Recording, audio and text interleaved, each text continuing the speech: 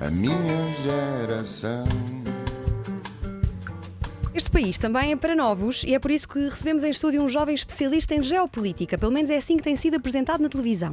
Tem 25 anos, é natural de Braga e é mestre em Engenharia Mecânica pela Universidade do Minho, onde desempenhou a função de conselheiro-geral. Mais tarde começou a carreira profissional na área da consultoria tecnológica, mas parece que é a política que tem levado a melhor. Em 2021 tornou-se secretário-geral dos Jovens da Internacional Socialista e foi o primeiro português a propor-se a este cargo.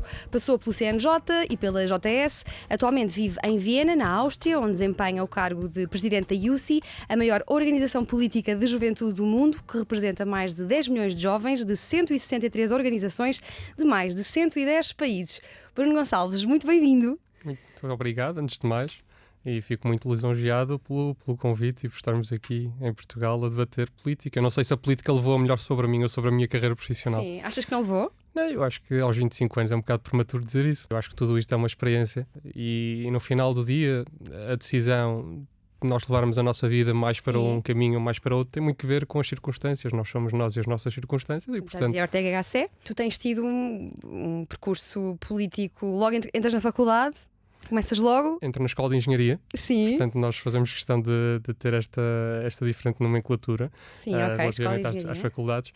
Entro na Escola de Engenharia da Universidade do Minho. Portanto, sempre tive na minha cabeça seguir engenharia, portanto, desde o momento em que escolho as ciências e tecnologias, sabia perfeitamente que era engenharia aquilo que eu queria. Estava longe de pensar sequer que a vida associativa ou política se interpusesse no caminho, mas a política tem muito destas coisas. Eu acho que quando entramos num caminho pelo qual acabamos por nutrir alguma paixão, depois acaba por ser muito difícil de sair e a política em especial acaba por ser demasiado apaixonante. Então onde é que fica a engenharia na tua vida? Só olharmos agora para uma balança dos teus 25 anos, a política está aqui quase a mandar a engenharia fora, ou pensas voltar? Se olharmos para a balança, se calhar a formação geral está a mandar a política e a engenharia fora. Portanto, nós em Portugal e na maior parte dos países da Europa Ocidental temos uma formação geral muito, muito significativa ao longo do nosso percurso formativo e, portanto, essa é a primeira. A partir daí, porque também somos formados ou somos obrigados a escolher uma certa via na nossa vida, a minha primeira prioridade foi a engenharia e a partir daí fui tentando sempre conciliar com a política. Aliás, um dos meus grandes objetivos foi sempre fazer o curso de forma assídua. Infelizmente as aulas não foram de uma forma tão assídua, mas sempre por causa do associativismo. Pois, também. Sim, eu acho que nós temos de assumir as nossas prioridades, portanto eu não culpo nem o associativismo, nem culpo a engenharia por se intermeter no caminho, foi uma escolha que eu fiz. Mas tu já tinhas sido presidente de uma associação de estudantes antes. Exatamente, a primeira vez que entrei no mundo associativo foi na escola secundária. Eu candidatei-me na altura à presidência da Associação de Estudantes, tinha uma ideia muito diferente daquilo que devem ser as associações de estudantes, portanto eu acho que as escolas, as universidades, acho que em Portugal estamos muito longe disso, mas acho que as escolas e as universidades devem ser o primeiro momento onde se debate política no geral, onde se debate formas de ver a sociedade, onde se debate ideologia e se o debate sem tabus. Sempre interpretei as associações de estudantes como uma coisa muito diferente do que aquilo que muitas são, que são autênticas associações para organizações de festas, e apesar de saber que essa parte lúdica é sempre muito importante, há outras que são importantes. E a formação do indivíduo, a nossa grande parte de formação, que depois nos transforma enquanto seres humanos integrados numa sociedade, vem desde logo da escola. E vem não só na infância, vem também na adolescência, e aqui tanto as escolas primárias, as escolas básicas e secundárias têm um papel importantíssimo. E eu acho que infelizmente por demasiado preconceito se tem demitido dessa responsabilidade, e aí sim as associações, as organizações não governamentais, os jovens em particular, têm a obrigação e o dever de se organizarem para procurar estimular que esta participação seja feita. Nem sempre é fácil, mas sim, mas dirias que gostas de presidir, gostas de estar à frente? Não, eu gosto de me sentir integrado, ou seja, se eu sentir que tenho esse apetite ou alguma vontade de liderar um projeto, de liderar alguma mudança, não me demito dessas decisões. Não são sempre fáceis, acho que vem algum custo pessoal, algum não demasiado custo pessoal, mas eu acho que isso depende também das fases. Já integrei vários projetos não liderantes, portanto é mais pelo projeto do que pela posição. Bruno, tu apanhaste um voo para aqui, a seguir vais apanhar outros voos, vais viajar, é difícil marcar esta conversa porque vais estar a viajar até dezembro. O que é isto, andar sempre a voar de um lado para o outro com apenas 25 anos? O que é que andas a fazer nessas viagens? Eu acho que há muitos jovens, eu pelo menos vejo muitos jovens no Instagram a viajar de um lado para o outro, portanto acho que não é uma grande novidade. Para mim é um pouco diferente porque, primeiro, em trabalho, eu não estou ao certo quantos países serão até dezembro, mas Posso dizer que são diversas longitudes e latitudes, portanto, de Estocolmo à Nova Zelândia, do Brasil a Taiwan, e nós procuramos, sobretudo, ter uma multitude muito diferente daquilo que vamos abordando. Os principais temas da organização, da qual sou secretário-geral neste momento, que tem, aliás, que celebra este ano 115 anos, portanto, fundada em 1907, a IUSI, no Congresso de Stuttgart da Internacional Socialista. Hoje não é apenas a juventude das organizações das juventudes da Internacional, mas também da Aliança Progressista e de outras organizações, que, entretanto, não têm um espaço internacional consolidado no âmbito das suas famílias séniores, portanto, dos partidos séniores, mas acontece que aquilo que nós fazemos é muito promover a democracia, promover a liberdade e despertar novas consciências, e temos feito, sobretudo neste momento, focando na parte da democracia e da paz e focando na agenda feminista e também nos direitos e no combate pela igualdade e pelo direito a ser de todas as pessoas. Eu ia perguntar-te o que é a IUSI, já sabemos que tem 115 anos e é uma organização internacional, não é europeia. Exatamente. A IUSI é a maior organização mundial de política de juventude, é neste momento constituída por, como disseste, em mais de 160 organizações e representada em mais de 110 países, naturalmente oscilantes do ponto de vista da atividade, porque por muito que não nos possa parecer, agora talvez um pouco mais com as questões geopolíticas que vêm marcando a atualidade, mas mesmo quando a atualidade em Portugal não revelam ou relevam uma grande consciência dos fenómenos autoritários que vão surgindo no mundo, aquilo que nós procuramos sempre fazer é auscultar estes jovens e procurar dar-lhes ajuda. É assim no caso da Suazilândia, onde há um ano mais de 60 pessoas, mais de 60 jovens da nossa organização de juventude foram mortas simplesmente porque estavam a lutar pela democracia no país que tem ainda hoje a última monarquia absoluta da África. É assim no Myanmar, é assim no Nicarágua e, portanto, é acima de tudo uma organização de partilha de valores, de partilha daquilo que são os valores da democracia, da liberdade, da igualdade, portanto, um pouco encarnando aquilo que é a Revolução Francesa e também aqui a Revolução de Abril, ou as Revoluções de Abril que existem, e vamos procurando sempre fazer esse trabalho. E como é que tu partes para esta candidatura? Já tinhas estado no CNJ, na JS e candidaste a um cargo que não tinhas ninguém a querer também exercer este cargo, no fundo. Pronto, isto parte um pouco à descoberta. Normalmente nestas organizações, ainda mais numa organização como a IUSI, numa organização como a Internacional Socialista, os balanços são sempre muito difíceis. E Portugal não é um país, apesar de ser um país cada vez mais afirmativo do ponto de vista da agenda externa, é um país com recursos limitados para a política externa, é um país que tem demasiados desafios no contexto nacional e europeu e nem sempre essas organizações são assim tão valorizadas e, portanto, foi uma ambição difícil. Eu parti, diria, como underdog para essa eleição e no final acabei por ter uma candidatura única, uma candidatura sobretudo de trabalho, de proximidade, de tentar falar um pouco com todos.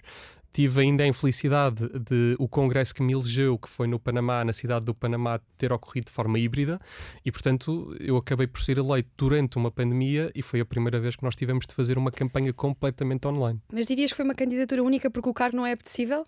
Porquê é que não havia mais pessoas a querer ser secretário-geral? Eu diria que foi uma candidatura única porque no início do processo havia duas candidaturas e houve duas candidaturas apresentadas, duas candidaturas suportadas por diferentes blocos e depois houve um entendimento entre as partes e consolidou-se um projeto e uma candidatura única.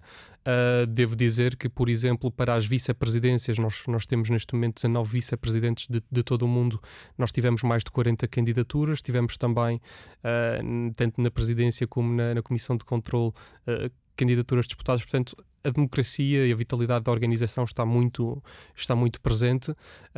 Eu fico feliz por termos encontrado um caminho conjunto, mas eu acho que esse é o fator menos revelador, ou seja através de consensos nas candidaturas ou através de disputa eleitoral, o mais importante é sabermos o que estamos a fazer, saber conjugar vontades e termos um plano muito conciso, e nós isso tínhamos desde logo com um plano para os próximos 5 anos da organização. Tens apresentado a IUSI como antirracista, como protetora das comunidades LGBT, como feminista. Para quem não conhece, quem é que é responsável pela IUSI? Como é que é financiada? Imagino que seja que não pagues as tuas viagens, não é? que esteja ao abrigo da instituição que representas. Sim, eu sou neste momento tanto representante político da organização como trabalhador da organização, portanto é insustentável qualquer jovem ter atividade política desta natureza sem ter, obviamente, a organização ter esse financiamento. O nosso financiamento é muito partilhado, ou seja, ele é tanto partilhado através das Nações Unidas como da Comissão Europeia, através de fundações tanto europeias como de outros continentes, aqui infelizmente ainda com um foco muito grande no continente europeu. Nós vemos ainda hoje que grande parte do financiamento se encontra no hemisfério norte e, portanto, há ainda aquela relação, não de dependência, mas daqueles que são os investidores ou aqueles que são os que apoiam as organizações e depois os receptores, o que desde logo formata depois também o debate político, e é muito difícil de nós sairmos dessa natureza do debate, mas sim, eu acho que há uma repartição ainda assim muito grande relativamente àquilo que é uma partilha muito grande daquilo que são os recursos e depois as próprias organizações que desde logo pagam as suas cotas anuais e são responsáveis também por parte do financiamento da organização. Como dizia bem, os recursos são escassos. Sentes uma particular responsabilidade em gerir recursos que são escassos e que são, no fundo, públicos ou que são para fazer o bem pelo mundo? Sim, muito. Primeiro porque são escassos e, portanto, quando os recursos escasseiam, eu acho que nós todos podemos perceber nos nossos trabalhos quando isso acontece, temos de dar asa à criatividade e dar asa um pouco à nossa imaginação para tentar colocar melhor. E nós tentamos fazer sempre, ou seja, inovando no formato. Nós sabemos que hoje as atividades não podem ser iguais aos que eram antes da pandemia. A pandemia, apesar de tudo, trouxe no contexto internacional a possibilidade de nós trazermos mais pessoas para a mesa em diferentes modalidades de participação. Naturalmente que hoje se pode debater se é igual debater política atrás de um computador, atrás de um telemóvel ou debatê-lo presencialmente. E pela experiência do último ano eu posso dizer que não é, porque há muitos momentos de debate, há muitos pequenos momentos, muitos pequenos detalhes que não estão lá presentes, que não são sensíveis, que não se percebe imediatamente qual é a reação da pessoa a um statement, a uma posição, e isso é muito importante também, principalmente quando estamos a falar de mais de 160 sensibilidades diferentes, mais de 7 regiões neste momento, regiões e sub-regiões representadas, e isso é muito importante. E relativamente à responsabilidade, eu acho que sejam escassos ou não os recursos, independentemente de serem fundos públicos ou não, quando a missão é precisamente aquela que a USI tem, a responsabilidade tem que ser sempre a mesma. Portanto, é de gerir bem os fundos, de gerir para os projetos serem o melhor executados possível e para que cheguem ao maior número de pessoas, porque o nosso objetivo final é, sobretudo, gerar novas gerações e, portanto, formar novas gerações para que nesses países haja uma consciência cada vez maior de que é importante lutar pelos valores que nós defendemos. Quantos anos é o mandato? Pretendes ficar quanto tempo? Os mandatos são de 2 anos, portanto nós somos eleitos para biénios. A nossa organização, felizmente, e ao contrário da Internacional Socialista, tem promovido uma grande discussão sobre isso e, portanto, nos últimos congressos nós aprovamos que há uma limitação de 2 mandatos para qualquer cargo, ou seja, repetidamente no mesmo cargo, e limitação no total de 3 mandatos em cargos diferentes e, portanto, uma pessoa pode estar numa posição de liderança na USI no máximo 6 anos, sendo 4 anos no mesmo cargo, e, portanto, eu acho que esta rotatividade é também muito importante, sobretudo para garantir uma maior representatividade de todas as regiões. Olha, Bruno, e quantas vezes já foste às Nações Unidas? Ouvi dizer que já lá foste algumas. Sim, algumas, quer dizer, tanto a Nova Iorque e mais agora também a Geneve. Nós temos diferentes representações e, portanto, nós vamos vendo também mediante aquilo que é importante e que vai marcando a agenda mediática, vamos tentando lutar. Por exemplo, eu estive reunido, tive o privilégio das Nações Unidas conhecer gabinetes muito interessantes e salas que são emblemáticas, mas nós sobretudo temos uma agenda muito focada na juventude e nos direitos humanos. Nas Nações Unidas, na sede em Nova Iorque, nós estivemos da última vez precisamente a falar com o gabinete do secretário-geral e com a enviada do secretário-geral à EATMA do Sri Lanka sobre a necessidade de finalmente termos uma oficina, portanto, com recursos próprios das Nações Unidas para a juventude. Reunimos com as embaixadas que estavam a liderar esse processo. Portugal é uma delas, no caso também com a embaixada da República Dominicana que liderava o processo, a embaixada da Turquia, o embaixador da Palestina, e aquilo que nós podemos dizer é que neste momento a oficina encontra-se oficializada depois da aprovação da Assembleia Geral das Nações Unidas e, portanto, agora vamos acompanhar este processo, acompanhar esta criação, porque entendemos também de forma crítica afirmar claramente às Nações Unidas que não é possível termos uma enviada para a juventude sem que os recursos lá estejam colocados e que seja inteiramente dependente daquilo que é o financiamento externo. Mas quando tu chegas às Nações Unidas, geralmente vais reunir com quem? Que temas é que levas no bolso para tratar? Eu sei que tens tentado promover a criação de uma Organização Mundial para a Saúde Mental. Sim, por pontos. Primeiro, nas Nações Unidas, eu acho que as reuniões dependem muito do tema que nós queremos focar. O caso da IATMA, portanto, é um tema claro. As reuniões na Assembleia Geral, portanto, da última vez com o comitê responsável pela articulação com a sociedade civil, nós tivemos a oportunidade tanto de reunir com organizações da sociedade civil, como tivemos reunidos com vários embaixadores. O tema era precisamente a questão dos direitos humanos na Palestina, e o grande debate que havia, por exemplo, em março, quando lá estivemos para essa reunião, era saber se podíamos ou não avançar para uma condenação daquilo que têm sido as investidas dos settlers israelitas, dos ocupadores israelitas, para chamar a ocupação de um apartheid. Nós tínhamos estado na Palestina, na Cisjordânia, uns meses antes, e portanto sabíamos, com a experiência do terreno, precisamente aquilo que tínhamos testemunhado. Depois, no campo da saúde mental, aquilo que nós procuramos e vamos procurar também ao longo do próximo ano a desenvolver são contactos com o diretor-geral da OMS, porque neste momento a saúde mental está integrada dentro da OMS, portanto há não uma diretoria, mas há uma oficina, há um diretório dentro um gabinete dentro da OMS para tratar dos temas de saúde mental. Há várias recomendações. Todos os países, ou a maioria dos países, entende já neste momento a saúde mental como um grave problema das suas sociedades. Nós vemos, por exemplo, a taxa de suicídio face a diagnósticos como depressão tomarem já em países tanto não desenvolvidos como os desenvolvidos taxas muito preocupantes para aquilo que é o futuro de desenvolvimento dos países, e portanto nós achamos que é importante autonomizar esta organização da Organização Mundial de Saúde, porque ganha também já um relevo. As correntes não têm sido muito favoráveis, mas se o fossem, também a luta não seria tão prazerosa. Sim, nós vamos fazer algumas paragens pelo globo ao longo desta conversa. Se calhar começamos pela Palestina, que referiste agora. Estiveste na Palestina para conversar com organizações tanto palestinianas como israelitas. Eu faço assim uma pergunta um bocado difícil, que é, vou pedir-te para que nos expliques o conflito israelo-árabe de uma forma, sim, em 2 tweets. Não é preciso tanto, mas de uma forma simples, se for possível. Certo, eu acho que é por isso que eu não gosto do Twitter, a sim, limitação dos caracteres. Ora bem, o conflito já tem algumas décadas, portanto nós sabemos que depois da ocupação colonial havia a necessidade de distribuição do território a partir do momento que a própria resolução das Nações Unidas determinou que havia uma parcela de território que estava destinada ao povo israelita, e portanto para que o povo israelita pudesse ter a sua casa. Eu, passando todas as considerações históricas, que apesar de tudo são importantes, é importante nós assinalarmos, por exemplo, os acordos de Oslo, é importante assinalarmos que houve líderes palestinianos e israelitas capazes de sentarem à mesma mesa e definirem acordos de paz. Assim foi com Shimon Peres, assim foi com o Arafat. Mas passando para o conflito atual, eu acho que isto é o mais importante neste momento, ou seja, tratar das vidas que neste momento existem e que estão a sofrer. Aquilo que nós podemos perceber em Nápoles, em Hebron, há, aliás, um documentário muito, muito interessante da BBC para quem quer ouvir, que está disponível no YouTube, sobre a cidade de Hebron, o inferno que estas pessoas vivem.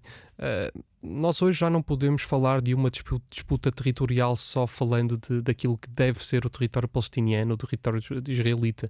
A IUSI tem, aliás, 2 organizações em Israel, e tem 3 organizações na Palestina, e aquilo com que nós todos conseguimos concordar primeiro é que nós precisamos defender o direito das pessoas à dignidade.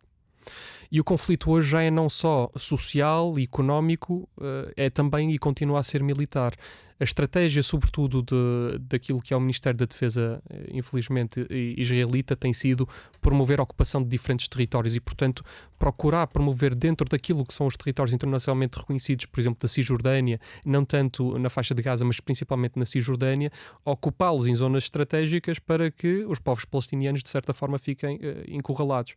Eu acho que já aqui foi debatido, por exemplo, o tema do terrorismo, ou seja, sim, como organizações não governamentais neste momento estão a ser acusadas de terrorismo, e com esse pretexto haverem incursões das forças israelitas, da IDF, na Palestina, para acabar com o trabalho dessas organizações. E há várias visões ou vários momentos gráficos que eu guardo dessa viagem, mas se tiver de partilhar 2, O primeiro, no momento em que nós falávamos há 2 anos dos muros que Donald Trump queria construir, esses muros são muros pequenos à beira dos muros que existem em várias cidades da Cisjordânia construída pelos israelitas. Nós vemos, por exemplo, que de uma faixa do lado esquerdo de os muros, por exemplo, no caminho para a Cisjordânia, quem viaja de Jerusalém ou de Tel Aviv, circulam os carros israelitas e da outra circulam por estradas bem piores, com checkpoints, portanto, lembrando até a Guerra Fria, os palestinianos. E outra que me lembro é da cidade de Hebron, como disse, nós fomos acompanhados também por vários jornalistas nessa viagem e eu recordo com bastante terror, diria, o momento em que um dos meus vice-presidentes, também palestiniano, e um dos representantes juvenis da Fatah foi ameaçado por um dos membros do exército israelita, simplesmente porque estava a caminhar, isto porque nós pudemos, enquanto internacionais, caminhar numa direção que nos levava do ponto A ao ponto B em 5 minutos, em Hebron, portanto numa cidade palestiniana, e o nosso vice-presidente da Palestina, palestiniano, na sua própria terra, não poderia passar por esse caminho e teve que tomar um caminho de 30 minutos ou de 40 minutos, sensivelmente. E nós aí sentimos claramente que, infelizmente, nós ainda vivemos nesta parte do mundo um privilégio que é o privilégio à liberdade e à dignidade. Bruno, achas que esta geração, Millennial e Gen Z, vai ver alguma vez este conflito resolvido em vida? Espero que sim. Quero que sim. E acho que vai a partir do momento que tente fazer alguma coisa por ele. E, portanto, eu acho que nós, quando nos mobilizamos tanto pelos direitos humanos nas fronteiras entre a Ucrânia e a Rússia, quando nos mobilizamos tanto por um conjunto de conflitos que nos afetam diariamente e diretamente, temos a obrigação, na senda dos mesmos valores, defender exatamente as mesmas resoluções para outros conflitos. E, portanto, aquilo que eu espero, primeiro, é que haja uma resolução que seja uma resolução pacífica. Já se perderam demasiadas vidas no conflito entre Israel, o Estado de Israel e o Estado da Palestina. Eu sei que ele hoje é cada vez mais difícil, basta analisarmos aquilo que é cada vez a maior confrontação e a maior divisão também entre o território da Cisjordânia e o território da faixa de Gaza, entre aquilo que são agendas, não diria escondidas, porque todas estão à mostra de toda a gente, mas agendas externas na promoção deste conflito, porque há também quem beneficie dele. Mas no final do dia, aquilo que nós precisamos é ter a certeza que esta geração, portanto, os atores políticos que eu quero que sejam os atores políticos de hoje, sejam capazes de dizer que tem que haver uma resolução e, portanto, tem que haver um empenhamento igual. O empenho dos países tem que ser igual para qualquer conflito no mundo, seja ele na Palestina, seja ele no Nicarágua, seja ele no Saara Ocidental, seja ele na Ucrânia. Seja ele no Irão. Bruno, o que é que está a acontecer no Irão? Todos temos visto as imagens de manifestações que nos ficam na memória, não é? De mulheres revoltadas com qualquer coisa. O que é que se está a passar no Irão? Não é com qualquer coisa, é com o seu direito a ser, é o seu direito a ser, é o direito à liberdade. E o direito à liberdade é-nos muito caro deste lado, porque o temos, mas há um outro lado, provavelmente a maioria deste mundo, que não o tem. E o caso das mulheres no Irão é precisamente esse. Portanto, o que nós vemos hoje, depois do assassinato da Mahsa, que era aliás uma jovem como nós, simplesmente que não queria seguir aquilo que era a doutrina islâmica, naquilo que é o seu direito a vestir o que quiser, e portanto não utilizando a hijab, acaba por terminar o seu destino. E a partir daí houve um conjunto de situações que se foi gerando, que tem que ver com a opressão, sobretudo dos curdos no Irão. Aliás, a opressão sobre os curdos existe não só no Irão, sobretudo na parte do este do Irão, onde muitos deles já nem podem lá estar. Aliás, a principal organização curda do Irão faz parte da IUZ e, portanto, neste momento os seus líderes, muitos deles estão exilados no Reino Unido. Eu tenho mantido contacto constante com eles e posso dizer que ainda hoje recebemos fotos de vários jovens curdos perseguidos pelas forças e pelas autoridades policiais do Irão. E, portanto, hoje já não é só sobre as mulheres, hoje já não é só sobre os curdos, é o regime a querer dizer que nada haverá no Irão além daquilo que são as suas crenças e, portanto, o Irão é também está muito longe de ser um um Estado secular, portanto a influência do Ayatollah é maior do que a influência do Presidente da República do Irão. Isto quer dizer, no final do dia, que farão de tudo as forças policiais, sempre que assim instrumentalizadas, para defender primeiro aquilo que são os costumes e princípios da religião no Irão. Nós gostamos sempre de distinguir a religião de qualquer um destes conflitos, porque, mais uma vez, nós estamos a falar de valores, estamos a falar de liberdades, estamos a falar de direitos humanos. E, portanto, um jovem curdo tem tanto direito a ser livre como tem um jovem português em Portugal. Infelizmente, a situação não está melhor, está cada vez pior a cada dia.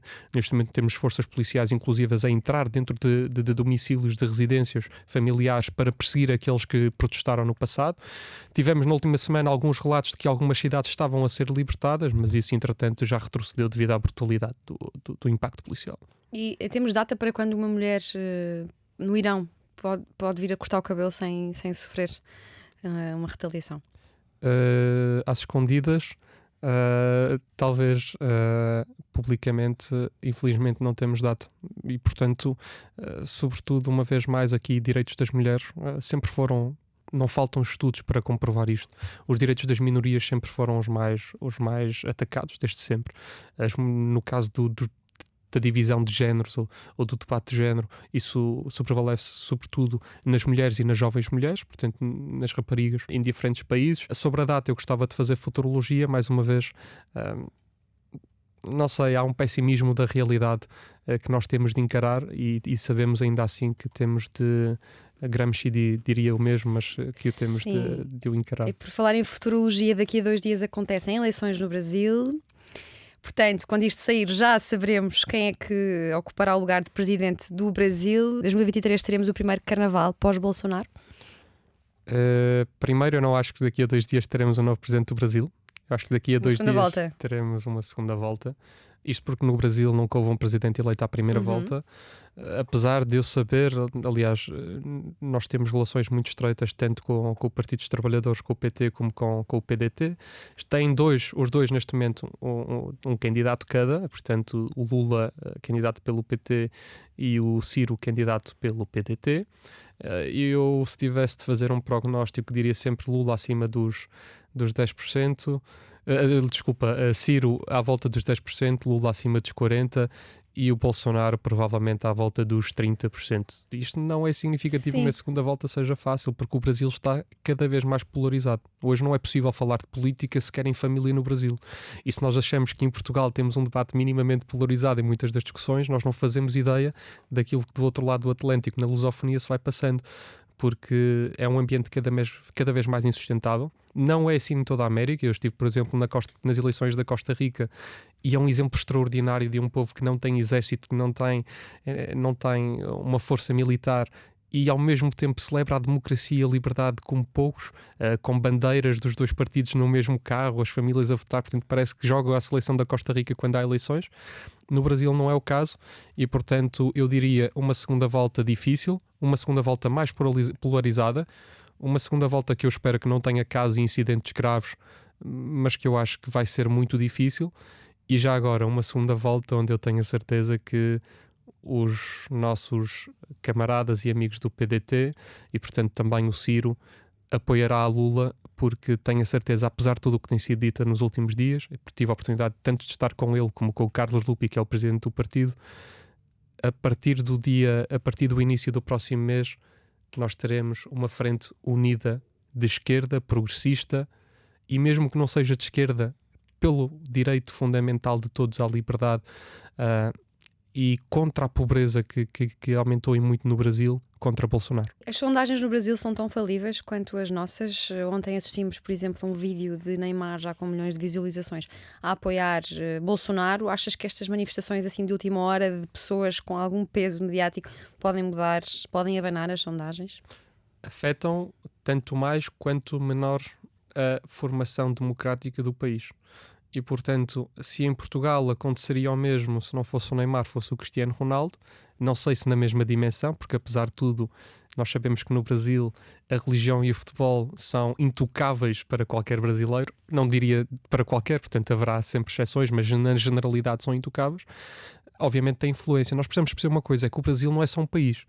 O Brasil poderiam ser diversos, apesar de ser um país, é representativo de mais de 200 milhões de pessoas. O Brasil tem uma área quase equivalente à maior parte, não só à maior parte da Europa Ocidental, mas quase à globalidade da União Europeia. E, portanto, nós hoje precisamos de perceber também que a informação não flui igual da mesma forma em Santa Catarina como flui em Natal. As pessoas de São Paulo não pensam como as pessoas no Rio de Janeiro.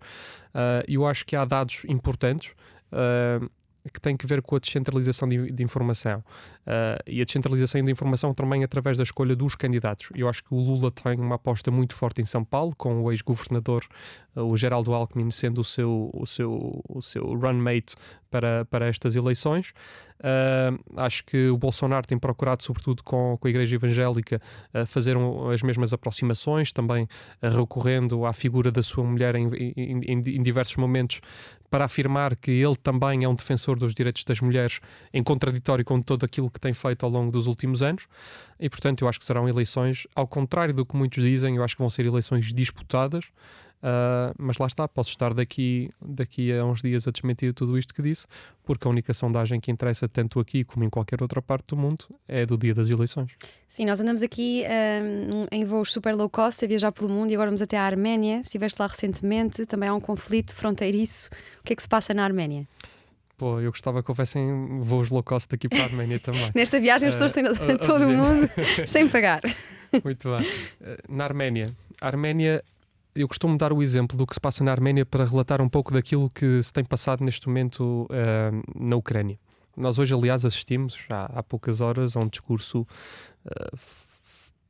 surreal do presidente da Federação Russa, com os representantes de cada uma das regiões autoproclamadas separatistas, para assinar aquilo que seria a integração destas regiões na mãe Rússia, portanto, recorrendo até à expressão muito utilizada na União Soviética. Ora, na Arménia, apesar de ser um país aliado, aliás, da Rússia, tanto do ponto de vista militar, como ter sido um dos países que também votou contra a resolução das Nações Unidas, um dos poucos, usufruindo infelizmente da companhia de Coreia do Norte, do Zimbábue e de outros países onde a democracia não é muito recomendável.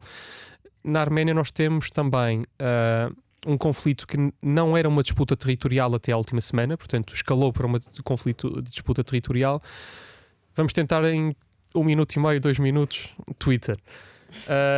Queda da União Soviética, depois a Arménia sempre foi a primeira república ex-república da União Soviética a proclamar a sua necessidade de independência, portanto a proclamar aquilo que entendia como ser um país só, portanto aquilo que hoje é a Arménia, ou a Grande Arménia, que vai aliás desde o Ararat na Turquia a muitos dos territórios no Azerbaijão e no Irão. E nós tivemos depois também, a partir de 91, portanto, com Gorbachev, um conjunto de conflitos na separação depois de todas as repúblicas. Ora, o que se passa hoje na Arménia tem muito que ver com o nome de uma república separatista que se chama Artsakh. É uma república que está totalmente enclausurada desde a última guerra, a guerra dos 44 dias entre a Arménia e o Azerbaijão, dentro do território do Azerbaijão, onde vivem sobretudo arménios. Portanto, a população é uma população arménia. É um território que tem um governo e que procura não só ser uma região separatista, mas também estar ligada à Arménia. Ora, isto do ponto de vista da ligação tem sido assegurado por canais terrestres que pertencem ao Azerbaijão, mas a ligação tem sido cada vez mais dificultada. Ora, para quem puder analisar o mapa, nós vemos que a região de Artsakh está dentro do território do Azerbaijão, portanto está completamente ladeada por território do Azerbaijão, mas um pouco a este... um pouco a oeste, nós temos um outro território que é o Nakhchivan, desconhecido da maior parte das pessoas, mas é também um autoproclamado Estado separatista, mas este faz parte já internacionalmente reconhecido como parte do Azerbaijão. Ora, o Azerbaijão tem procurado desmistificar a questão de Artsakh, dizendo que está disponível para uma solução do diálogo onde todos os cidadãos de Artsakh passam a ser cidadãos do Azerbaijão, mas na verdade aquilo que tem tentado fazer é criar um corredor dentro do espaço do território arménio para ligar o Nakhchivan e, portanto, ter um território consolidado do Azerbaijão até lá. Ora, eu costumo dar este exemplo sobretudo porque aquilo que a Arménia fez é bem distinto do que a Rússia tem feito. A Arménia nunca reconheceu Artsakh como um conflito entre a Arménia e o Azerbaijão, reconheceu como um conflito entre o povo de Artsakh e o Azerbaijão e nunca unilateralmente reconheceu a independência de Artsakh. É exatamente o oposto daquilo que a Rússia tem feito, com tropas, com reconhecimento, com a promoção hoje em Moscovo na Duma daquilo que são as intenções separatistas, e portanto nós entendemos, apesar de tudo, que sendo nós a favor dos direitos humanos em qualquer parte do mundo, e neste caso também defendendo os arménios, que têm aliás uma péssima memória do genocídio arménio cometido pelo Império Otomano, também podemos dizer que a forma do ponto de vista internacional nós termos resoluções pacíficas para os conflitos não é unilateralmente tentarmos ter soluções, mas sim multilateralmente, porque foi por isso também que criamos as Nações Unidas. E aqui há uma distinção clara, e é um argumento que eu costumo utilizar sobretudo com aqueles que, ou no silêncio ou na demonstração, acabam por hoje estar solidários, e ainda temos muitos que acabam por estar solidários com a Federação Russa. Antes de olharmos para a nossa União Europeia, não podemos ignorar o que se está a passar na Ucrânia e na Rússia. Já passaram alguns meses. Em que ponto é que está? O que é que antevês? Há fim à vista? Não, a primeira vez que me perguntaram isso, nos estúdios em fevereiro, porque nós estávamos muito preocupados com a Azaf, a guerra está de volta à Europa, abria todos os noticiários, havia um novo título, novos convidados. Um novo monotema. Um novo monotema, e portanto havia quase esta satisfação diária de nós olharmos para todos os telejornais, consumirmos notícias, percebermos que ao segundo o que é que estava a mudar, coisa. Ora, a minha resposta na altura foi, infelizmente, eu creio que o mesmo se passará ao longo dos próximos meses, não ao longo do próximo ano. A maior parte dos comentários seriam sempre os mesmos que houve também na altura sobre a inflação, que isto é tudo temporário e, portanto, haverá uma escalada agora, depois. Ora, aquilo que se passa na Ucrânia neste momento, depois da proclamação que nós assistimos hoje, da integração dos territórios separatistas e autoproclamados e financiados e suportados pela Federação Russa, constitui uma nova escalada do conflito. Eu não antevejo que a situação se acalme por uma simples razão. É que em 2014, aliás, vamos recuar um pouco mais, em 2008 nós assistimos ao mesmo cenário na Geórgia. Na Abcásia do Sul, na Abcásia onde eu estive na última semana, em Shida-Kartli, na Abcásia e na Ossétia do Sul, em Abcásia, nós vimos a Federação Russa a utilizar a mesma estratégia. Dizer que havia uma operação especial, invadir esse território, proclamar os resultados não tiveram referentes nesse caso, porque a Geórgia entretanto chegou a um acordo de paz, mas integrar esses territórios com bases militares junto da Federação Russa. Aqui a investida foi ainda maior. E eu alertava para uma coisa em fevereiro que ainda hoje alerto, é que os conflitos são tão territoriais e são tão nacionalistas como são económicos. Há uma razão clara para as províncias que a Rússia e as regiões que a Rússia quer proclamar como suas serem Donetsk, serem Luhansk, serem Zaporizhia e serem Kherson. É que essas constituem, primeiro, uma ligação terrestre à Península da Crimeia já controlada pelos russos, e segundo, é aqui também que se encontram os principais jazigos de gás natural, que eram, aliás, pertencentes à Ucrânia, e onde em 2013, salvo erro, havia já grandes acordos de multinacionais europeias e também americanas para explorar gás natural. E, portanto, a Rússia está a aplicar à Europa precisamente está a aplicar o trunfo que tem sobre a Europa, porque também a Europa se permitiu, que tem que ver com o abastecimento energético. E, portanto, eu acho que os ucranianos, e todos os dados que nós temos é que a solidariedade internacional continuará com os ucranianos lutarão pela Ucrânia una e livre, à semelhança daquilo que é reconhecido a nível internacional. A Rússia já disse que a partir deste momento considera qualquer ataque a uma destas regiões como um ataque à própria Rússia. E, portanto, não me parece que haja uma menor tensão, parece-me pelo contrário que haverá uma maior tensão, e há, aliás, novos protagonistas que vão assumir o espaço. É o caso da Turquia, onde Erdogan tem ocupado, aliás, muito bem o espaço que lhe foi deixado por Putin. E se olharmos um pouco mais para noutra viagem low cost, nós podemos só dizer muito sucintamente que a própria Rússia enfrenta problemas. Porque hoje é impensável nós dizermos que um país da NATO ataca outro. Mas a aliança militar que a Rússia tem com outros 5 países, 6 países no total, o caso da Arménia, o caso do Tajiquistão, do Cazaquistão, do Quirguistão, o mesmo aconteceu há 2 semanas, onde o Tajiquistão e o Quirguistão se envolveram numa disputa territorial, mais uma das ex-repúblicas da União Soviética, e portanto as coisas não estão todas bem do lado da Federação Russa. Há esta necessidade de mostrar força precisamente para consolidarem o poder, mas se calhar se nós pensarmos um pouco, há problemas em todos os lados. Bem, enquanto eu converso contigo, fica assim com uma imagem do mundo, parece aquele jogo que nós jogávamos quando éramos miúdos do campo de Minas, sabes? Parece que o mundo é um grande campo minado, já percebemos a quantidade de conflitos acesos no globo, ainda nem chegámos ao coração da União Europeia. Bruno, como é que são os teus dias? Tens que passar os dias todos a ler, não é? Para saberes, para estares a par de todos os conflitos e estar sempre pronto para aparecer na SIC Notícias a comentar a atualidade mais quente do dia. Pô, eu não sabia que podíamos aqui mencionar. Claro, que isto é um espaço de liberdade. Espaço de liberdade. Não, mas a atualidade tem essa facilidade, eu acho que não preciso estar. Estou sempre a ler para me informar, até porque normalmente acho que posso dizê-lo sem qualquer reservas. Se já não é bom em qualquer reunião nós irmos despreparados para a reunião, é especialmente sensível representando uma organização internacional que é aliás muito válida e muito reconhecida e muito importante para estes países, porque é quase sempre das primeiras, e aliás estas pessoas lembram-se, estes países e as pessoas que representam muitas das organizações destes países lembram-se do passado da USI, não só dos 115 anos, mas de todos os líderes que por lá passaram. Nós tivemos vice-presidentes como Olaf Scholz, que hoje é chanceler da Alemanha, a Jacinda Ardern, que é primeira-ministra da Nova Zelândia, o secretário-geral da NATO, que foi nosso vice-presidente. Portanto, há um reconhecimento internacional da organização. Isto para dizer o quê? Que é preciso tanto nós prepararmos uma visão do conflito, como estarmos disponíveis para ouvir ambas as partes.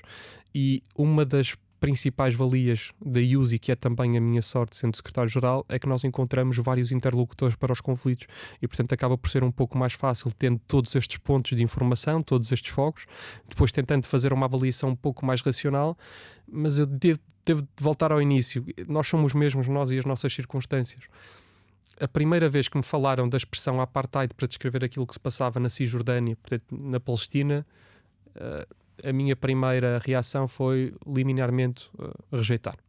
Não achava que aquilo se equiparava ao apartheid vivido na África do Sul, não achava sequer que a utilização dessa terminologia constituiria um passo capaz de aproximar uma resolução do conflito. Isso mudou a partir do momento que visitamos os territórios.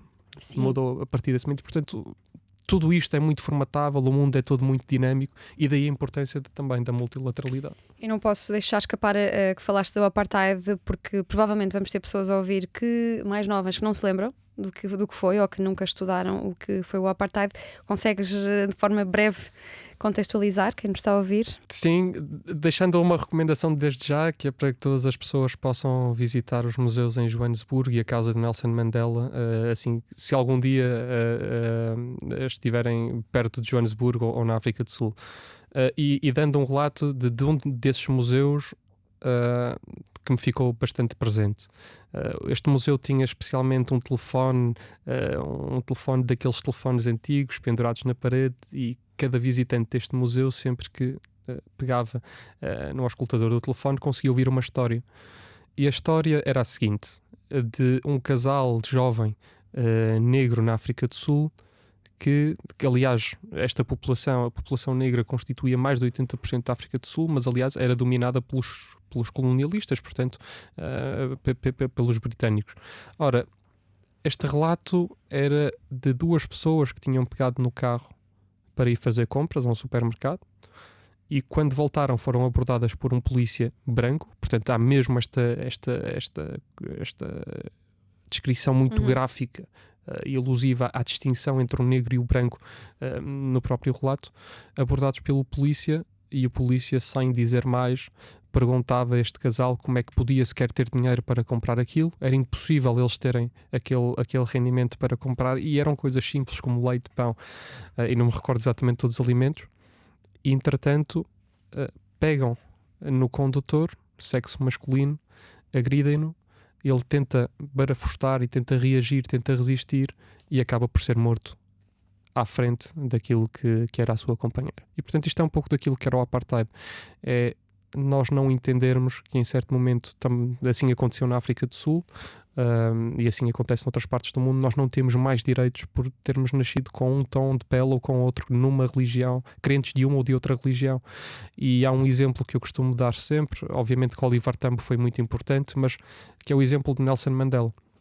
Nelson Mandela foi, aliás, o fundador da Organização de Juventude do African National Congress, que ainda hoje é parte da USI, portanto fez também parte da USI, é um dos nossos veteranos, mas Nelson Mandela teve uma capacidade extraordinária, para a qual eu hoje não sei se muitos dos líderes que nós temos, tanto atuais como futuros, serão capazes, que é a capacidade de perdoar. Nelson Mandela foi preso, Nelson Mandela foi considerado pela maior parte do Ocidente um terrorista enquanto estava exilado na Argélia. Nelson Mandela voltou a casa, uniu um povo, remediou todos aqueles retalhos que havia para unir de um povo e no final do dia conseguiu impor uma nação, devolver a liberdade, devolver aquilo que é a esperança aos sul-africanos, independentemente de eles serem brancos, serem negros, de terem uma ou outra religião. E eu acho que este exemplo é um dos que nós devemos levar para o futuro, porque infelizmente e muito provavelmente teremos de recorrer a ele para solucionar muitos dos conflitos, muitos daqueles que já aqui falamos e muitos que estão por resolver. Citaste e homenageaste Mandela e muito bem. Achas que Guterres daqui a uns anos também vai ser enaltecido com o mesmo fervor? Ele que esteve à frente das Nações Unidas numa época que já aqui percebemos nesta conversa muito efervescente a nível mundial. Primeiro espero que sim. O Guterres tem, não é por ser socialista, não é por ter sido presidente da Internacional Socialista, mas tem um conjunto de capacidades que eu acho que também em Portugal nós podemos estar de acordo, pelo menos sobre a sua capacidade para liderar uma instituição que requer sobretudo a capacidade de pensar, a capacidade de fazer pontos e a capacidade de unir diferentes sensibilidades. Acho que foi, apesar de tudo, a primeira vez que nós tivemos, pela capacidade política do Secretário-Geral das Nações Unidas, uma ação mais forte das Nações Unidas relativamente àquilo que foi uma invasão unilateral contra os direitos fundamentais e contra o direito internacional, no caso da Ucrânia. Eu espero que quando António Guterres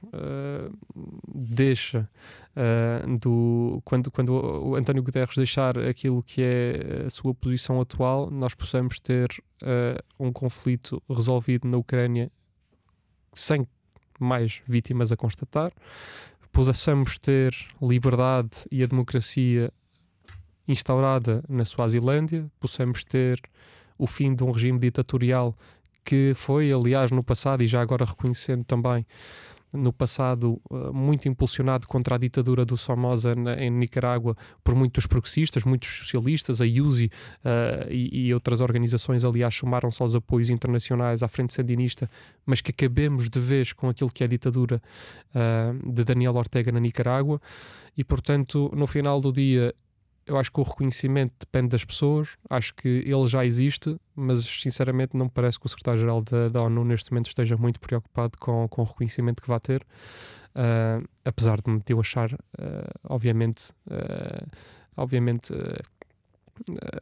achar óbvio que ele lhe será dado, não tanto porque foi o primeiro português a estar no cargo, mas porque eu espero que, como ele dizia, ele seja capaz de resolver esta crise, que não é uma crise entre o Ocidente e o Oriente, não é uma crise entre a Rússia e o Oriente, é uma crise entre aqueles que atacam os direitos humanos e os direitos universais proclamados pelas Nações Unidas. Todos estes conflitos que aqui falamos são complexos. Achas que os portugueses precisam de especialistas, de políticos a explicar política, de académicos a explicar política, de ouvir cidadãos comuns a dizer o que sentem sobre os nossos partidos e sobre o que se passa no mundo? Acho que todos precisamos. Não só de especialistas, não só de analistas, nós precisamos de informação. E nós precisamos, sobretudo, de informação que seja diferente. Nós não precisamos de ouvir todos os dias de diferentes vozes e de mesmos perfis as mesmas coisas. Porque para isso basta ouvirmos uma vez. E se quisermos interiorizarmos, se não quisermos não interiorizarmos. Interiorizamos. Eu acho que no espaço mediático português nós precisamos, primeiro, de novas caras. Elas não têm de ser necessariamente jovens, mas preferencialmente jovens.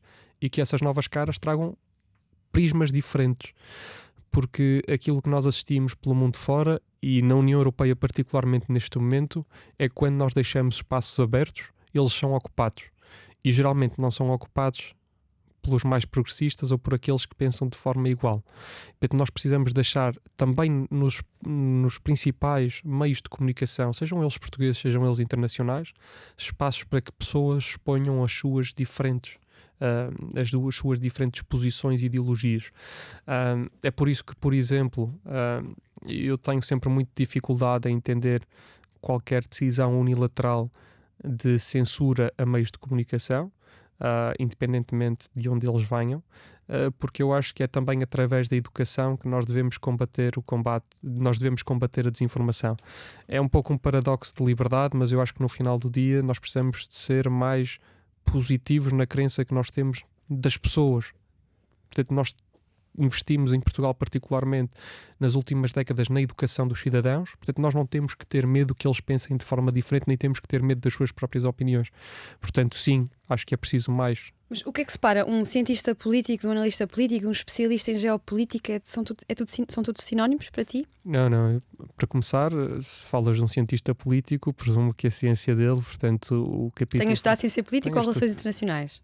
Que tenha uma experiência formativa. Acho que um analista, um especialista pode sê-lo simplesmente porque tem outras vivências. Portanto, se me perguntasses se há 3 anos, pese embora já estar muito ligado às relações internacionais a nível nacional, também com a Juventude Socialista, com o CNJ, tinham mesmo informação, tinha a mesma capacidade analítica que tenho hoje, depois de ser secretário-geral da IUS, e a minha resposta era claramente que não.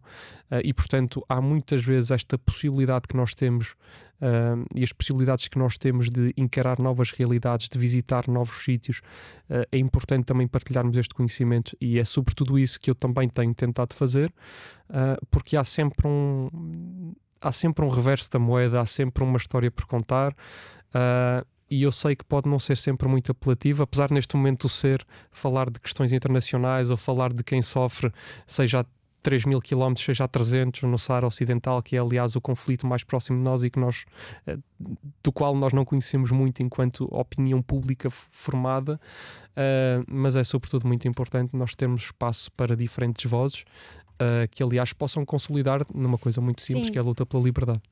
Mas é possível ser-se especialista em geopolítica, tendo em conta que a geopolítica parece ser uma coisa tão viva, tão que muda de um dia para o outro, que tem várias versões, várias verdades, várias histórias, e com esta pergunta acrescento também o que é geopolítica.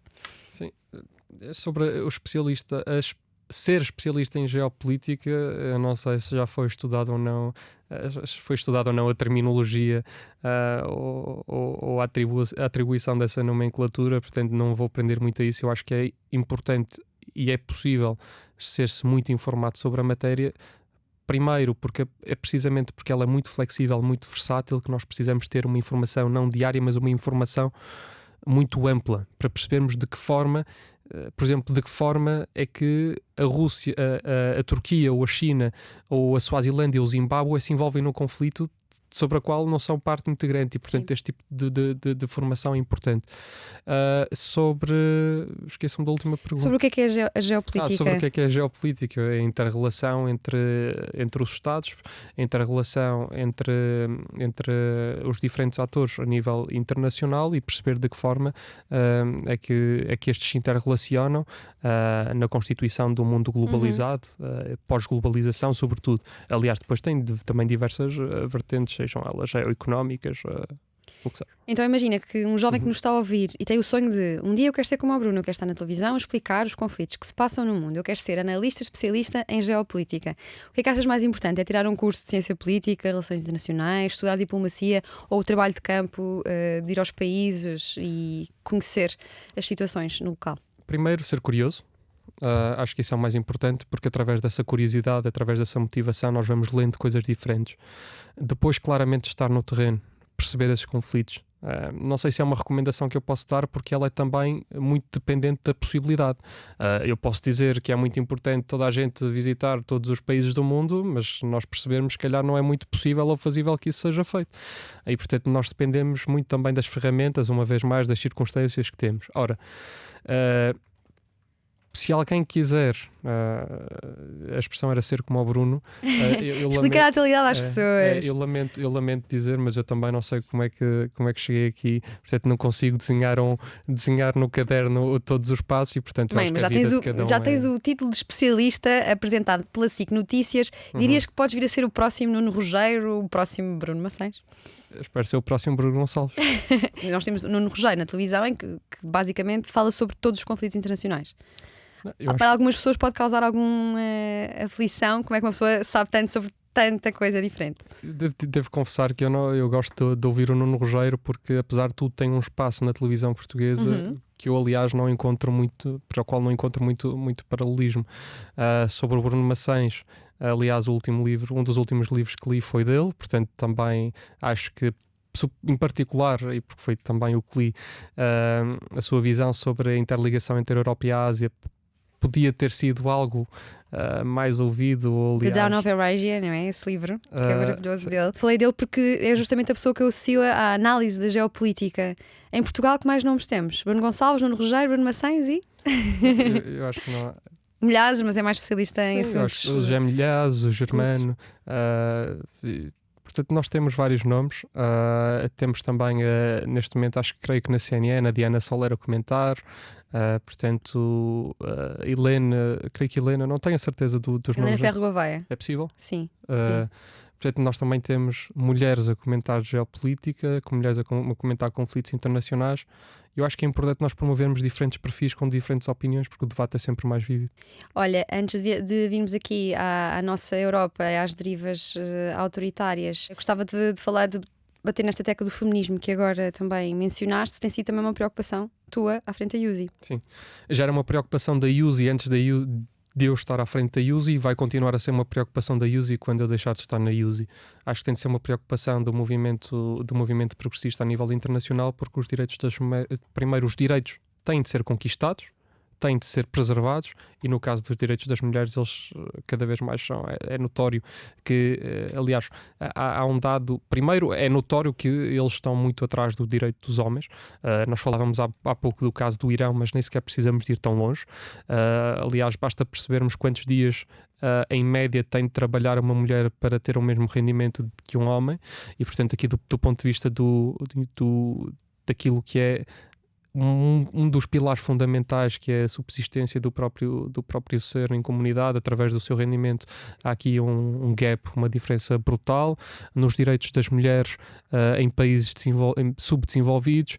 Por exemplo, quando nós vamos analisar os dados sobre trabalho infantil, nós temos mais jovens mulheres a começar mais cedo do que jovens homens e portanto eu não sei qual é o dado, mas tenho visto muito poucos onde efetivamente as mulheres tenham mais direitos que os homens e eu acho que se nós, quando lutamos pela igualdade, o género não devia ser definidor dele. E, portanto, nós continuamos. Eu estive a semana passada em Valência com cerca de 20 jovens ativistas feministas de todo o mundo.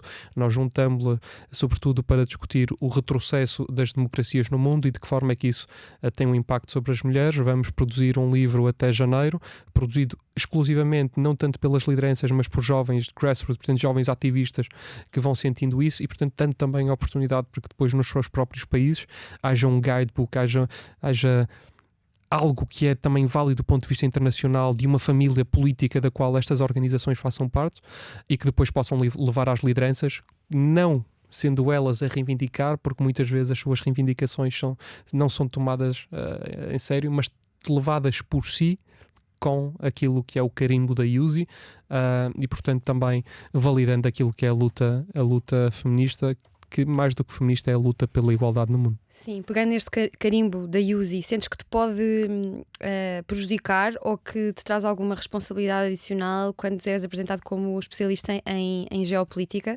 Porque também tens um carimbo da USI, o carimbo socialista também agarrado às tuas convicções. Sim, mais uma vez, eu acho que o ser humano, já desde a escola, o ser humano deve ser formado de forma livre e, portanto, ser socialista, que aliás a IUSI representa organizações socialistas, trabalhistas e sociais-democratas em todo o mundo. Em Portugal, por exemplo, o próprio PST, que é um partido social-democrata, tentou aderir com o Sá Carneiro à Internacional Socialista. Uma pessoa, independentemente da sua ideologia, deve ser capaz de formular o seu pensamento, deve ser capaz de ter diferentes rótulos em toda a vida. Quer dizer, pode ser hoje especialista em geopolítica, amanhã engenheiro ou engenheira mecânica, ou no dia a seguir pode não ser nada disso. Mas não parece que tenha de ser definidor, apesar de eu compreender e de achar claro que muita da opinião, pelo menos a opinião pública que transmite, tem uma especial responsabilidade, porque vai sempre ao encontro daquilo em que eu penso, e portanto não é só aquilo que eu tenho de dizer ou que devo dizer enquanto líder de uma organização. Acho que é ao contrário, é precisamente por ser líder dessa organização que eu penso naquilo que... Sim, tu quando assumiste a liderança da IUSI falavas das tendências autoritárias que vão aparecendo nos mais diversos pontos do globo e também reforçavas a importância de uma liderança feminina. Aqui na Europa, na União Europeia, em Itália, temos agora uma liderança feminina num partido de extrema-direita. Como é que olhas para o que está a acontecer em Itália? A líder da juventude do Partido Democrata, que aliás faz parte também da IUSI, foi eleita uma mulher, uma mais jovem membro do Parlamento italiano, do Congresso de Deputados. E ela dizia uma coisa muito importante, eu acho que numa entrevista à BBC 3 dias antes da eleição: se me derem a escolher entre uma mulher que é Giorgia Meloni ou uma feminista, eu prefiro uma feminista, porque Giorgia Meloni não é. E portanto, nós quando falamos de mulheres e de homens, mais uma vez, a necessidade de falar da luta pela igualdade não se trata somente de distinguir as pessoas pelo género, trata-se também de distinguir pelos seus projetos políticos.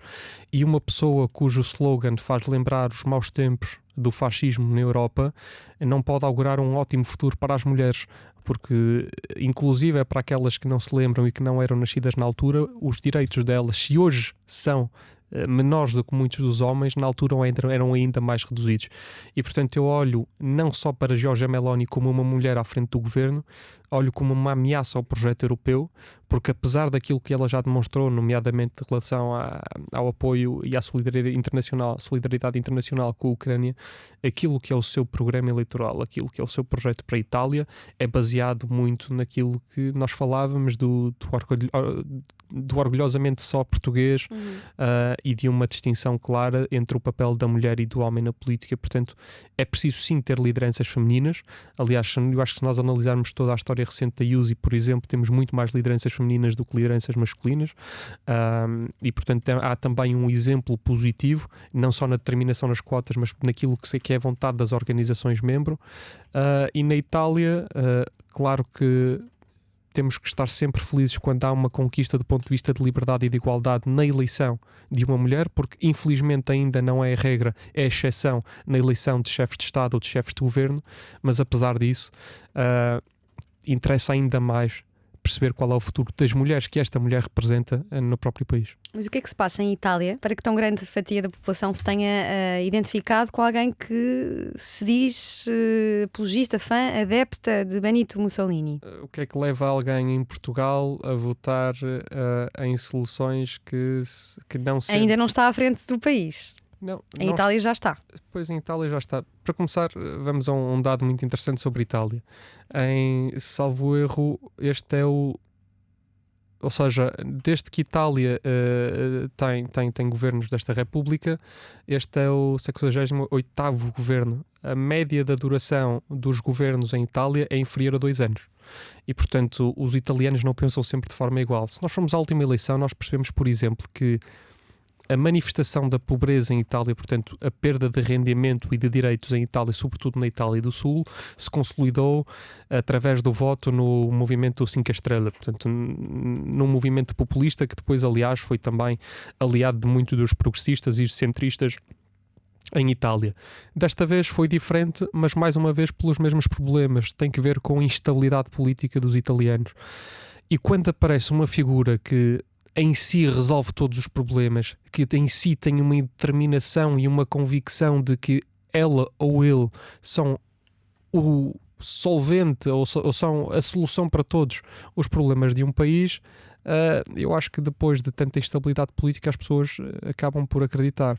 Ora, se somarmos a isto a instabilidade política, aliás, do último governo do Draghi, se somarmos a isto as diferentes oscilações dos próprios partidos, o facto do Salvini ter tido uma eleição desastrosa, isso abre sempre um espaço, e neste momento esse espaço foi ocupado pela Giorgia Meloni e é o que temos. E olhando para o crescimento da extrema-direita no mundo e na União Europeia, como é que olhas para o estado do socialismo? O Estado do Socialismo. O Estado do Socialismo... Como é que a ideologia se renova? Como é que entra no século XXI? Há quem diga que a digitalização pode alastrar o socialismo.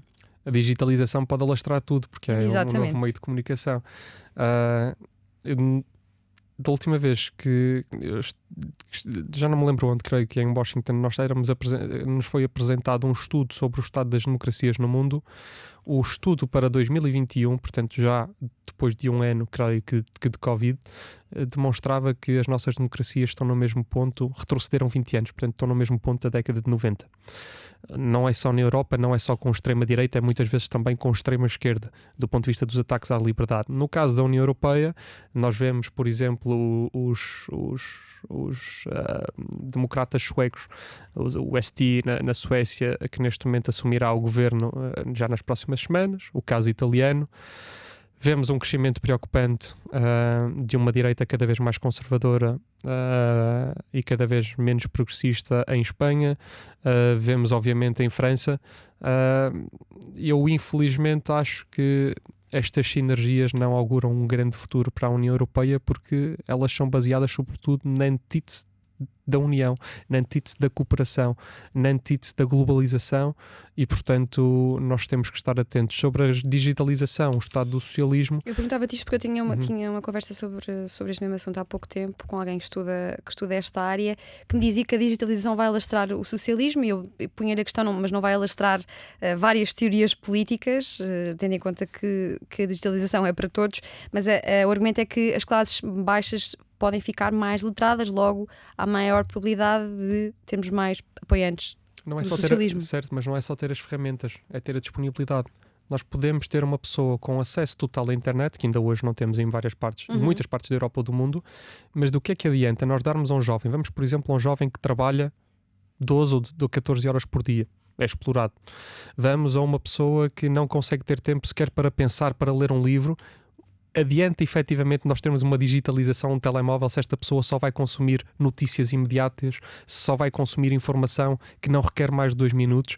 Eu não sei se é este tipo de educação que nós pretendemos, e, portanto, quando me dizem que a digitalização só servirá a uma ou outra ideologia, eu tendo a desconfiar, como desconfiaria quando diziam, principalmente os sindicatos em França, que a internet traria o fim do trabalho no mundo e que haveria só em França mais 300 mil desempregados pelo alastramento da internet e pela universalização do acesso à internet. Ora, nós hoje vemos que é também graças à digitalização que nós temos mais empregos. Portanto, sobre isto, sobre a digitalização, eu acho que ela é tão melhor quanto melhor os partidos, ou quanto melhor as diferentes sensibilidades as puderem explorar. E, portanto, se me dizes que o socialismo estará melhor, ou se alguém que é especialista nessa matéria estará melhor, eu espero que sim, porque isso demonstra sobretudo que as pessoas ainda têm uma componente muito humanista, uma componente muito assente naquilo que são os valores da Revolução Francesa, e que encontram no socialismo esse espaço porque também lhes foi dada a oportunidade de receber essa informação.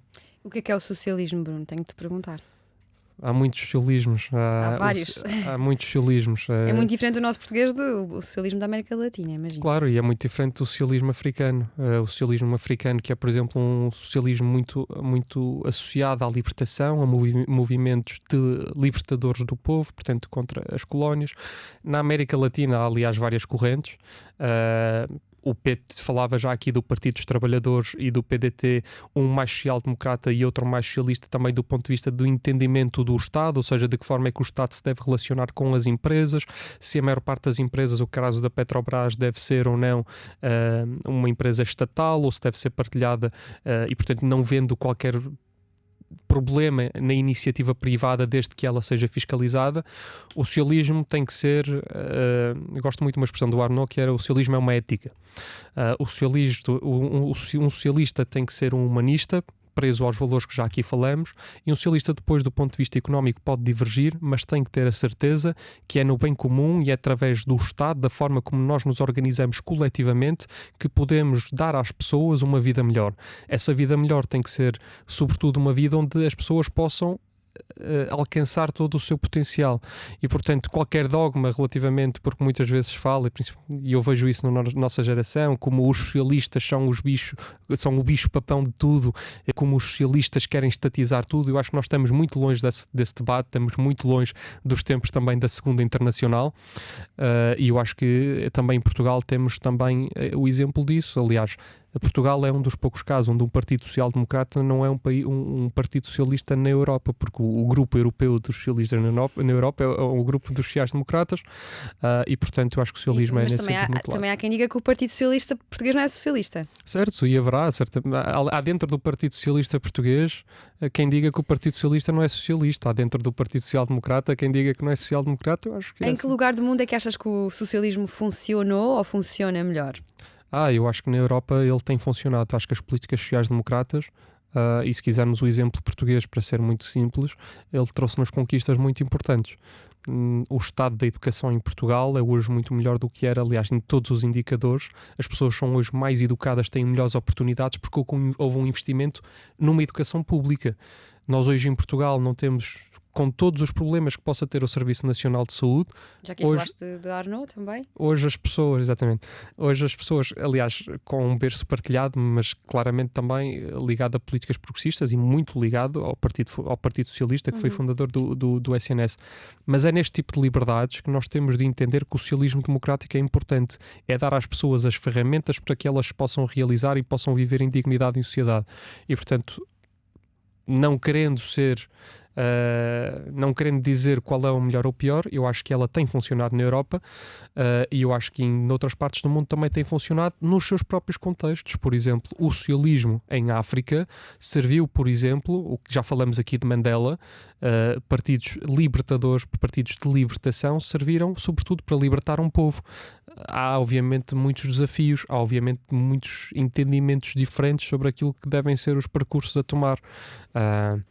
Também há casos onde o socialismo não funcionou, mas aí foi porque o socialismo não respeitou os seus próprios valores de liberdade e, portanto, a mim custa muito quando em Portugal se colocam como se o mundo fosse preto e branco, a Venezuela de um lado, a Coreia do Norte do outro, e, portanto, nós precisamos de perceber que não basta aos partidos dizerem socialistas, sociais-democratas, conservadores para o serem. Têm que o ser na ação e essas são as grandes conquistas que eles podem alcançar. Dirias que o socialismo faz muita diferença da social-democracia, do liberalismo, do conservadorismo quando olha para setores estratégicos em Portugal, como a TAP, a Ferrovia, o SNS, a Segurança Social, o Serviço Público de Audiovisual, por exemplo? Sim, primeiro eu não gosto de fazer essa grande distinção entre o socialismo e a social-democracia. Eu sou um social-democrata e em Portugal estou filiado no Partido Socialista. Eu entendo que a social-democracia em Portugal está representada no Partido Socialista, por exemplo. Portanto, se nós formos ao entendimento... Há quem entenda que está no Bloco. Já tivemos aqui uma convidada que disse que o Bloco é social-democrata, que o PSD é neoliberal. Pois é, há de ser o entendimento da convidada, não é convidada, Mariana Esteves, economista. Respeito, não é o meu entendimento e, portanto, se algum dia entender que o é, e se eu nessa altura continuar a ser um social-democrata convicto, lá estarei. Mas isto para dizer que é natural que hajam opções diferentes. O caso da TAP é um exemplo de uma demonstração de uma matriz muito mais abrangente, que é como é que nós entendemos que se devem organizar os serviços e quais é que são prioritários. E se estes não são prioritários, eles devem estar em que esfera e que controle é que devem ter. A TAP é um caso dramático, não está a ser fácil. Deve estar no setor público ou no privado? A TAP, eu não sei se dramático é uma expressão muito feliz. Eu acho que a TAP e as companhias aéreas passaram eu que agora passo muito tempo em diferentes companhias aéreas, eu acho que as companhias aéreas e o setor também do retalho associado aos aeroportos passou por tempos muito difíceis. Dramático não é uma boa expressão para quando olhamos para os milhões enterrados na TAP? Não, eu acho que dramático não é uma boa expressão neste momento em que a TAP está em recuperação, ou seja, eu acho que neste momento há um caminho que está a ser delineado. Acho que a TAP... Acho que primeiro é preciso que nós entendamos a TAP, se a TAP é ou não um instrumento do Estado, um instrumento estratégico do Estado. E neste momento a República Portuguesa considera a TAP, desde a Presidência da República, órgão máximo da República, ao próprio Parlamento, como um instrumento estratégico do Estado. Ora, se é assim, faz sentido que o Estado intervenha e o Estado apoie e o Estado garanta a sustentabilidade da TAP. Como eu não entenderia se, por exemplo, o Serviço Nacional de Saúde, considerando estratégico para a República Portuguesa, não fosse defendido de igual forma. Ora, o debate neste momento eu creio que deve ser: consegue a TAP prestar os mesmos serviços, com a mesma qualidade, com o mesmo direito ao consumidor, se estiver numa outra esfera? Eu nunca fui dogmático e posso dizê-lo com uma grande abertura, não é o secretário-geral da IUSI, não é o especialista em geopolítica, é a minha opinião. Eu nunca tive um grande dogma sobre a TAP e, portanto, eu não vejo com dificuldade que uma empresa como a TAP, à semelhança de muitas companhias aéreas no mundo, não esteja sob a influência maioritária do Estado português, desde que assegurados aos clientes da TAP, e não só aos clientes da TAP, mas sobretudo aos portugueses, no caso das ligações entre o continente e as ilhas, no caso entre a ligação da diáspora a Portugal, no caso da interligação da lusofonia, desde que estejam assegurados os principais, não só os direitos dos cidadãos, mas também os principais princípios da política externa portuguesa, porque é também importante que a TAP seja um instrumento da política externa portuguesa, como por exemplo a Lufthansa é para a Alemanha, ou muitas outras companhias são para os seus países. Eu gosto sempre de falar destes temas dos conceitos de social-democracia, de neoliberalismo, porque todos os convidados respondem coisas diferentes, o que eu acho sempre interessante, mas não temos tempo, temos mesmo de apressar o passo, mas tenho de te perguntar porque é que o socialismo agora em Portugal está em constante fricção com o liberalismo, porque é que chocam tanto? Porque são entendimentos diferentes de liberalismo. O Partido Socialista, para mim, é um partido liberal. É um partido que tem em si todos os valores da revolução liberal, do entendimento do ser humano como um ser livre. É um partido democrata, é um partido republicano, é um partido que entende o Estado como laico, é um partido que entende, como já aqui falamos, que todos os cidadãos devem ter as condições mínimas e as condições de dignidade básicas, aliás, consagradas na Constituição de Abril, muita dela feita com a mão de muitos socialistas, e, portanto, este entendimento tem que ver com outra coisa, que é a dicotomia entre o liberalismo clássico e aquilo que é o liberalismo, que eu acho que está muito presente no Partido Socialista, também está presente, por exemplo, no PSD, e aquilo que é o neoliberalismo, porque eu creio que muitos dos novos partidos que se dizem liberais, portanto recuperando a costela liberal como se ela já não estivesse no espectro português, foca sobretudo o debate do ponto de vista económico. Portanto, defende o neoliberalismo muito associado não só às empresas, não falando muito dos direitos dos trabalhadores, porque acaba por ser uma área que acabam por descuidar um pouco, mas muito do entendimento de onde é que o Estado deve intervir. Eu acho que nós sentimos isso em Portugal. Nós não falamos muito da iniciativa liberal que, aliás, assume esse nome em Portugal, esse espaço em Portugal, de uma forma organizada, como sendo um partido que, do ponto de vista das liberdades e garantias fundamentais, se demarca do Partido Socialista ou do Partido Social Democrata. Acaba por ser, do ponto de vista económico, o caso da TAP, não sei se no caso da CP há também esse debate. No próprio caso do SNS, então, é óbvio o entendimento distinto sobre como é que os diferentes interesses, sejam eles do Estado, do privado, das cooperativas, se devem organizar na segurança social. Eu acho que este é o grande debate. Agora, não me parece que haja só um partido liberal em Portugal simplesmente porque o nome o tem, como também não acho que só hajam sociais-democratas num partido porque o nome lá está. Sim. Olha, pondo agora aqui um pioné na Península Ibérica, vamos num instante a Espanha. Qual é a tua posição sobre a regionalização? Sei que também estás atento ao que se passa em Espanha. Ora, a regionalização em Espanha, temos de perceber que há um contexto diferente. Eu sou um regionalista também em Portugal, mas Espanha, apesar de tudo, também um país que já vem de uma cultura regionalista diferente, com culturas muito diferentes dos povos, históricas, tem que ver com a própria monarquia, e portanto eu acho que é também o entendimento da monarquia espanhola, e uma monarquia constitucional, de que neste momento o regionalismo funciona para assegurar um conjunto de autonomias que as regiões vão tendo, ou seja, acho que houve em certo instante em Espanha regiões que, se hoje não fossem regiões autonómicas, provavelmente poderiam hoje já não estar, poderiam hoje já não ser regiões espanholas. De que forma é que és regionalista também em Portugal? De que forma? Eu defendo que Portugal deve ter uma estrutura, portanto a regionalização deve avançar também aqui. Eu acho de que forma? Da forma, sobretudo, ou seja, já se avançou com a descentralização, a regionalização, eu acho. Essa era a próxima questão. Certo. Mas antes de lá irmos. Certo, mas se calhar respondo já às duas. Sim, ok. Acho que deve avançar de uma forma que a descentralização ainda não tem avançado, que é com os recursos estarem aplicados precisamente no mesmo local onde nós dizemos que queremos avançar com um conjunto de descentralização. Nós vimos muitos autarcas de diferentes partidos em Portugal dizer que foram descentralizadas competências, mas não têm os recursos suficientes porque não foram descentralizados do ponto de vista de capital dos orçamentos para as suas regiões. Eu acho que isso é muito importante, que também avance nas regiões. Do ponto de vista das regiões, acho que o debate está mais do que desenvolvido, com as 5 regiões no continente. Acho que era importante que haja a semelhança daquilo que acontece em Espanha, uma coordenação e um governo das próprias regiões. Portanto, as regiões têm de ser autónomas para tomar um conjunto de decisões, sempre que isso permita e consagre uma maior igualdade de direitos entre quem vive no Algarve ou quem vive ou nasceu em Braga, como é o meu exemplo. Eu acho que este debate se dá sempre, como se dá em Espanha. Em Espanha, aliás, também Espanha já tem regiões autonómicas, autónomas, e há aqui um dado muito interessante, é que têm essas regiões, mas nem por isso falam menos do centralismo de Madrid.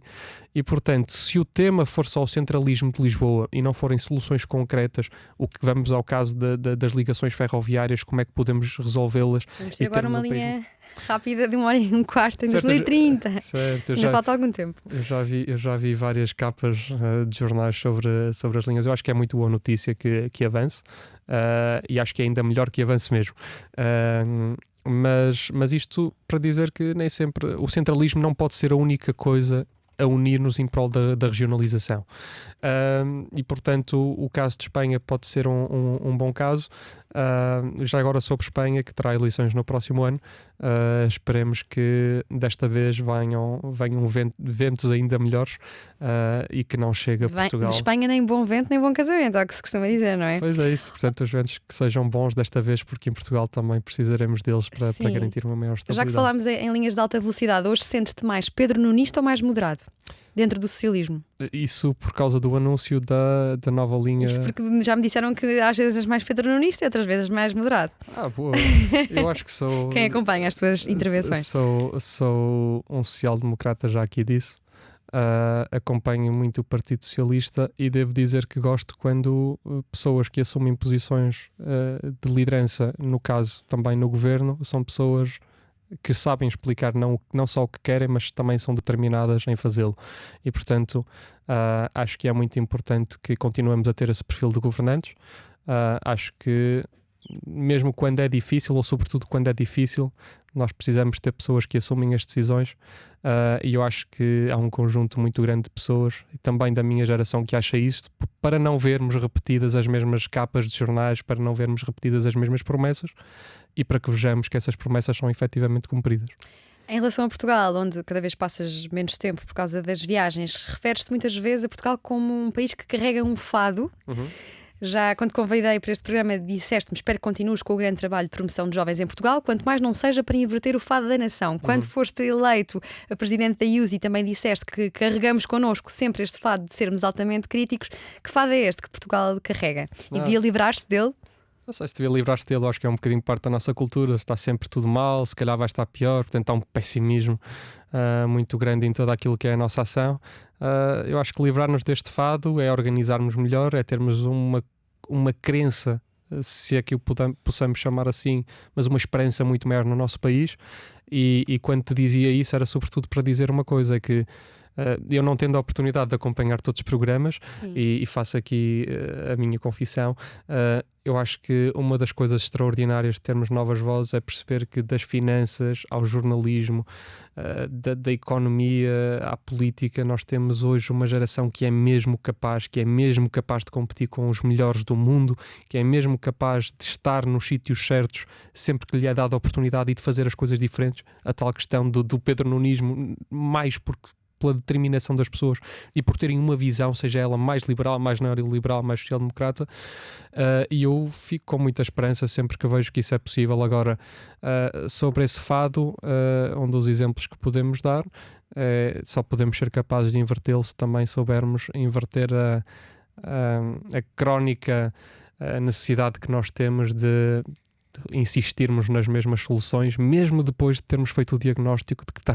tudo está mal e que tudo estará pior se continuarmos assim. Agora, deixando o fado e a música de lado, onde é que ficou o gaming na tua vida? Ouvi dizer que foste um grande gamer em tempos. Um grande gamer, não. Eu acho que tive, sei lá, na minha adolescência, certo tempo e fanatismo para um jogo em particular. Onde aliás tive a oportunidade de conhecer diferentes pessoas que vejo que passado também esse tempo de gamer são... SS? Exatamente. Counter-Strike. São pessoas também muito interessantes e infelizmente acho que ficou um bocado para trás, mas eu espero... Infelizmente? Sim, porque eu espero que quando assim que tenha mais tempo livre possa voltar a ser um gamer. De vez em quando, nem que seja para não pensar em muita coisa, porque é um exercício de alinhamento de toda a realidade. Se bem que, aliás, se calhar quando eu tiver tempo para isso, o gaming já esteja muito mais na virtualidade, na realidade virtual, e aí 3D. Já é outra realidade e o olhamento já não seja grande. Sim, a absorção dizia no sentido como vemos uma série e ficamos absortos naquilo e não pensamos em mais nada. Achas que agora um tema um pouco mais sério, mas ligado aqui ao gaming, nos Estados Unidos ouvimos falar volta e meia de casos de mass shooting, muitas vezes relacionados com o gaming. Achas que partem dos videojogos essa propensão para a violência? Acho que parte das pessoas e acho que parte da política de armas universalizadas nos Estados Unidos e, portanto, nós aqui precisamos de ser racionais. Há menos pessoas afetas aos videojogos em percentagem na Europa, há menos pessoas a jogar os mesmos jogos na Ásia, há menos pessoas a jogar os mesmos jogos na América Latina. Se calhar não. Então porque é que os Estados Unidos têm uma taxa maior de uma violência brutal em escolas, em espaços públicos?